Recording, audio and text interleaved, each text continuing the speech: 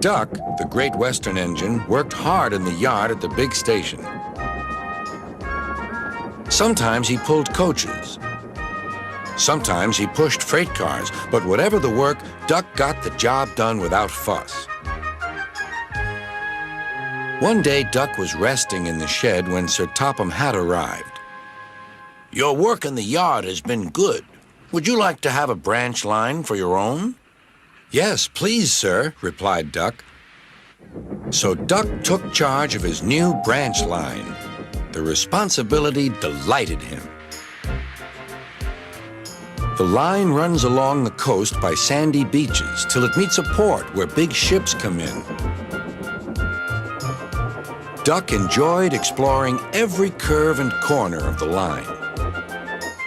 Sea breezes swirled his smoke high into the air, and his green paint glistened in the sunlight. "This is just like being on holiday," he puffed. "Well, you know what they say," laughed his driver. "A change is as good as a rest." Soon, Duck was busier than ever.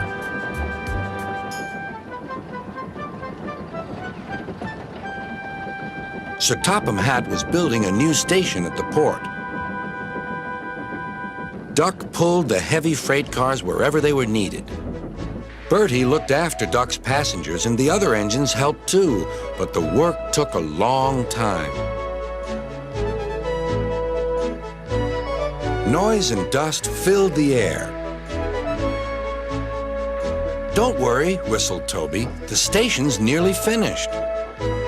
"And on time, too," said Duck thankfully.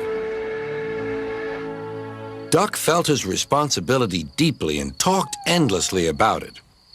"You don't understand, Donald, how much Sir Topham Hatt relies on me." "Ach, aye," muttered Donald sleepily. "I'm Great Western, and I—" "Quack, quack, quack." "What?" "Ye heard? Quack, quack, ye go. Sounds like ye'd an egg laid. Now wheesht and let an engine sleep." "Quack yourself," said Duck indignantly. Later, he spoke to his driver. "Donald says I quack, as if I'd laid an egg." "Quack, do you?" pondered his fireman. He whispered something to Duck and his driver. They were going to play a joke on Donald and pay him back for teasing Duck.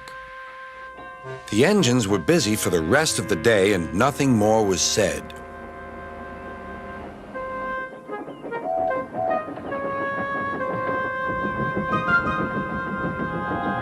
Not even a quack. But when at last Donald was asleep, Duck's driver and fireman popped something into his water tank.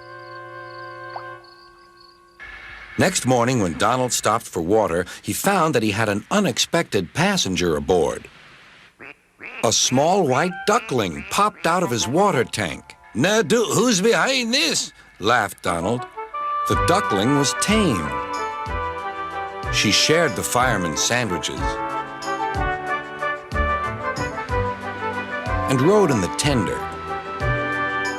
The other engines enjoyed teasing Donald about her.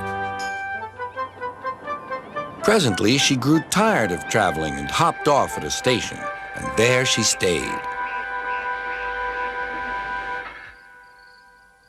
That night, Donald's driver and fireman got busy, and in the morning, when Duck's crew arrived to look him over, they laughed and laughed. "Look, Duck, look what's under your bunker. It's a nest box with an egg in it." Donald opened a sleepy eye. "Well, well, well, ye must have laid it in the night, Duck, all unbeknownst."